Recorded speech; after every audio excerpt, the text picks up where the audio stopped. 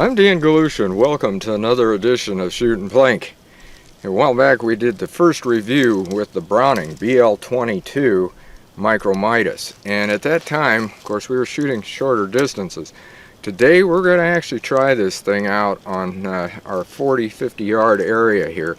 Probably 40 because we're going to go closer that way, and without all of the growth around us, it'll be a little noisier due to the fact that I'm going to use this right here, the Browning, and this is 1260, I think it is, around 1260 feet per second, so it's going to be a little bit louder than our quiet ammo.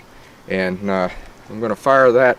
The reason I'm going to use this is because it's a Browning, this is Browning, and we're going to be shooting a little bit longer distance, so I want to give this gun complete advantage, especially since it's so doggone short. That's about 31.5 inches, I think, something like that. Right around there somewhere. I know it's just a little over 31 inches. And I got to pop this up. That sight goes up and down. Later on, we're going to be mounting a Skinner peep sight. That's right. There's rail sights out that you can mount on a rimfire like this, and we'll have another video telling you about that. Anyway, what we're going to do now is we're going to do some long distance shooting. The target is way up there. You can probably see it. That is a silhouette, and I've got what's left of a sticker that we had before on it, and I'll get my glasses and my hearing protection on, and then I'll go back here and we're going to shoot at that. I'm going to zoom you in on it too so you can see it. So as you may remember from our first review, I told you that this holds 11 rounds, and that's what I loaded into it. We're just going to see how well we can shoot with this. I'm going to get back around behind you here, and looks like the wind's picking up. I've got a stick there. I hope that don't get in my way. So let me get around you, and then we'll start shooting.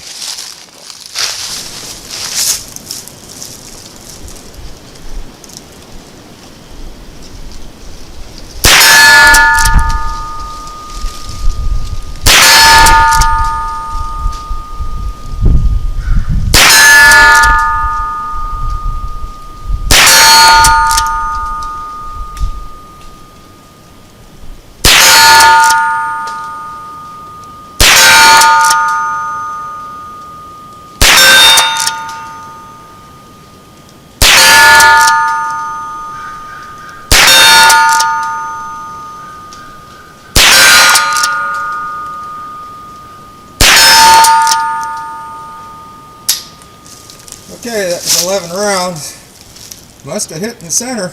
That target's gone. What I did is I actually brought you up here by the target. To me, it looks like, I mean, you could tell because I had you zoomed in. But from where I was at there, and in fact I was behind you, I'm going to have to turn you around here in a bit and show you actually where we're standing from here down to there. But it looks to me like it was definitely hitting here in the middle. For one thing is it blew that sticker off of here that was on top of here. And these look like fresh hits. I mean, these are bigger ones. These up here are probably some 9mm that we fired with the Ruger PC carbine. But I can see some smaller ones in here. And so that would be the 22s, and I'm sure that's what we were doing. I can't even find pieces of the target. That's what I'm looking for. And I see some of the old ones that used to be up here, but I mean, it knocked that off, there's no doubt. So that one there is probably definite. There's some hits. Like I said, you could see it better than I could, so draw your own conclusion. Any way you look at it, all 11 rounds hit that target. So, and it was way down there, and I'm going to show you where we're at. Now, you can see down there, where I'm shooting from is behind that big tree that's laying down here. And you're up there in front of it when I'm shooting. So you know a little bit more about it. And the 50-yard line is back just a little bit further, and I got to go in through there. And you can probably see the roadway down there too, but as you can see, we're plenty legal. I mean, we're way away from that road. And we're shooting in the opposite direction too, which is good. There's nothing in behind us here. I mean, this is just, as you can see, a very big hill. And I wanted you to see this because, you know, we've shot here so many times, and I've talked about this ravine range. You can also see how the water would be running down through here and why we don't do it when it's too much water. So let's turn back around here. All right, we wanted to shoot this one, as I'd said in the first review. We wanted to go at a longer distance, see how it did at 40, 50 yards in there, and you can see we did hit the silhouette. We hit it in the center. I can well bet that if we'd have hung a 10-inch gong up here, but I wanted something also so that you could see it. And by the way, that sticker that we had in the middle that we were hitting, that's 3 inches, so that shows you right there that this little gun did a pretty doggone good job. I know a lot of you don't like short ones. I do, as you well know, as if you watch Shooting Plink enough. In fact, there was a sheriff out in Arizona, and he said one of the best things you can carry is a short rifle.